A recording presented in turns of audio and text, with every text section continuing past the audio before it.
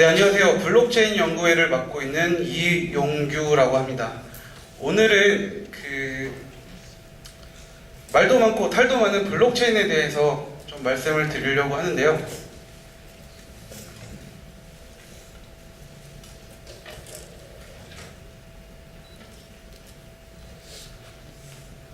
네, 블록체인의 원조라고 할 수 있는 비트코인을 줄종으로 말씀드릴 거고요. 그리고 블록체인의 탄생 배경과 목적, 그리고 구조와 원리, 그리고 비트코인이 가지는 한계와 발전 방향에 대해서 말씀드리도록 하겠습니다.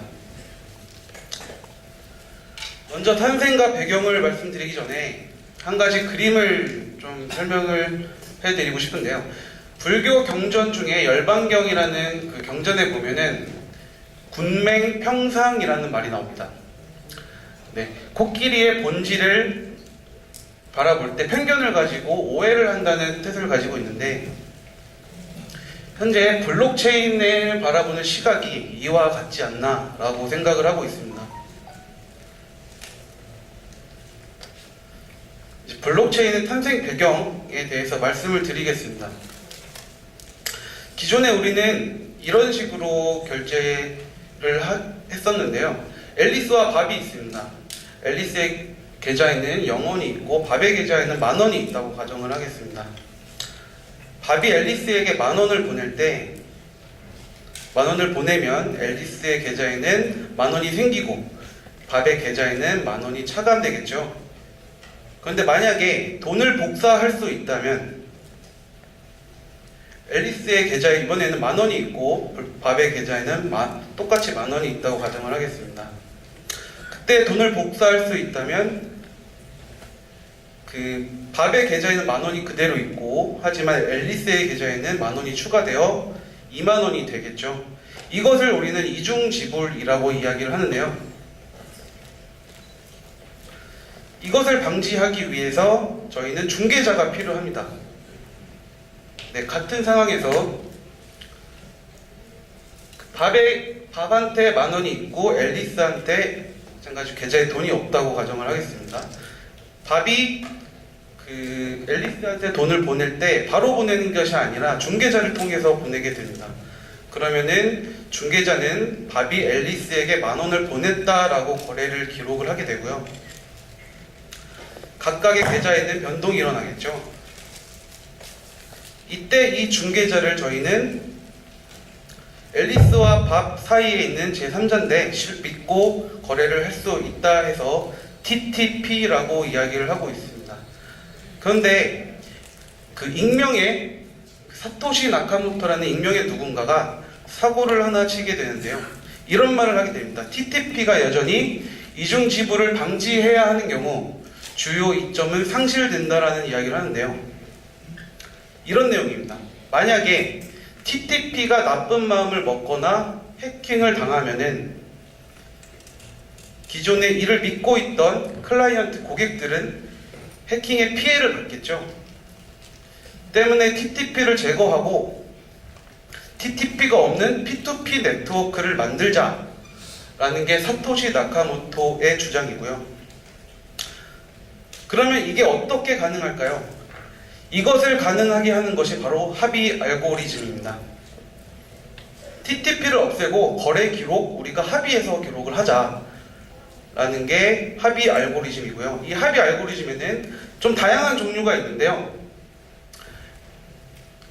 여기 중에서 제가 이번 발표에서 말씀드릴 거는 작업증명 포우에 대해서 말씀드리려고 합니다. 포우는 작업증명은 비트코인이 채택하고 있는 합의 알고리즘이고, 이게 뭐냐면 한마디로 정의를 드리겠습니다. 우리끼리 합의해서 거래를 기록한 사람에게 보상하자. 즉 내가 한 일을 증명하고 보상받는다는 개념이고요. 그리고 그 보상금을 노리고 엄청난 경쟁이 벌어지기도 합니다. 그것을 채굴 경쟁이라고 이야기를 하고 있습니다.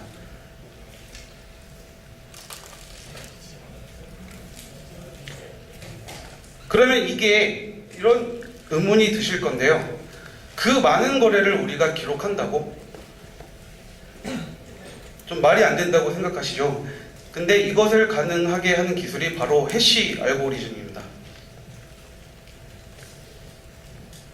이 해시 알고리즘이 간단하게 설명을 드리면은 어떤 데이터를 넣었을 때 일정한 길이의 다른 데이터를 출력하는 기술입니다. 근데 이게 몇 가지 특징이 있습니다. 일단 끌어모으고 섞어 장착한다는 사전적인 의미를 가지고 있는데요. 불특정 데이터를 끌어모아서 일정한 길이의 데이터로 만든다는 뜻이고요. 예를 들면은 A라는 데이터를 넣었을 때 지금 길이를 좀 잘 보셔야 될 것 같은데 이 정도의 길이가 출력이 됩니다. 그런데 ABC라는 데이터를 더 긴 데이터를 넣어도 같은 길이의 데이터가 더 출력이 된다는 것이고요. 이거를 통해서 저희는 아무리 많이 거래 기록이 일어나더라도 압축하여 저장할 수 있는 특징을 가지고 있습니다. 두 번째가 계산하기는 쉽지만 역을 구하는 것은 굉장히 어려운 특징을 가지고 있습니다. 예를 들어서 A를 넣었을 때 마찬가지로 이 값이 출력이 되는데요. 이 값을 가지고 역으로 A를 구할 수가 없습니다. 이러한 특징을 가지고 합의 알고리즘 작업 증명에서 사용을 하게 됩니다. 마지막으로 해시 결과가 같은 다른 데이터를 찾기 어렵습니다. A를 넣었을 때 같은 방식으로 이런 데이터가 출력이 되는데 소문자 A, 대문자를 소문자로만 바꿔서 넣으면은 전혀 다른 데이터가 출력이 됩니다. 이것을 가지고 저희는 거래 기록의 위변조를 검증을 할 수가 있는데요.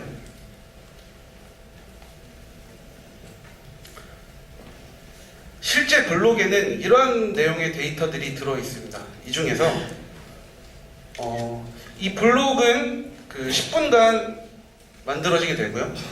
10분 동안 4,000개의 거래 내역이 들어오게 됩니다.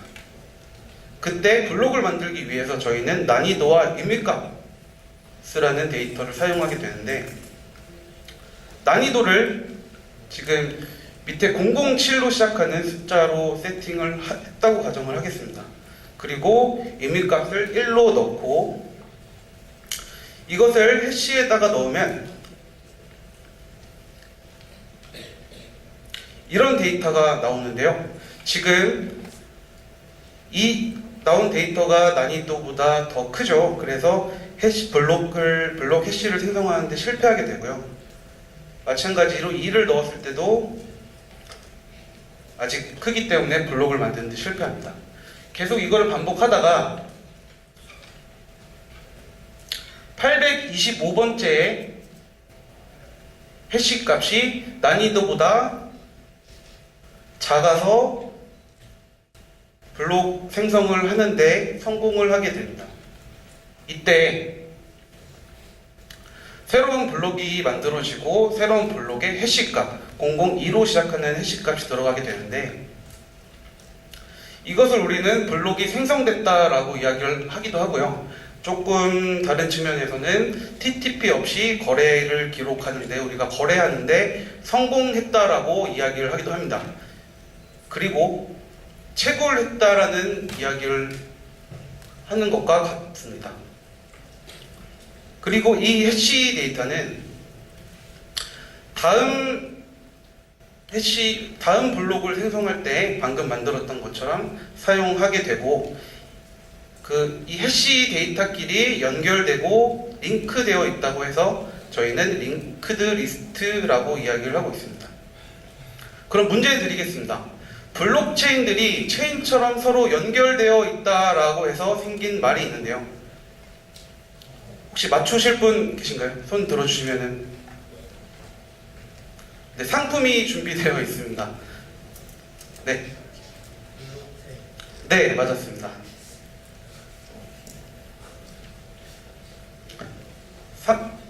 네.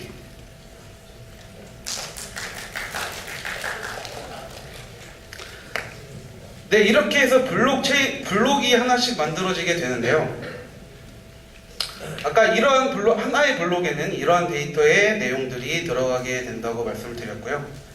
이전 블록 해시와 블록 생성 시간이 들어가게 되는데 2시에 블록을 하나 만들었다고 가정을 하겠습니다. 그리고 10분이 지난 2시 10분에 블록이 있고요. 블록이 2시 20분에 연달아서 만들어졌다고 가정을 할게요.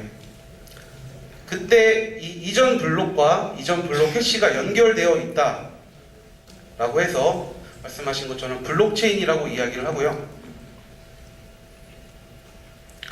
그리고 이 만들어진 블록은 혼자만 갖고 있는 게 아니라 전체 P2P 네트워크에 있는 모든 노드들이 똑같이 저장하고 있다라고 해서 우리는 분산 원장이라고 합니다.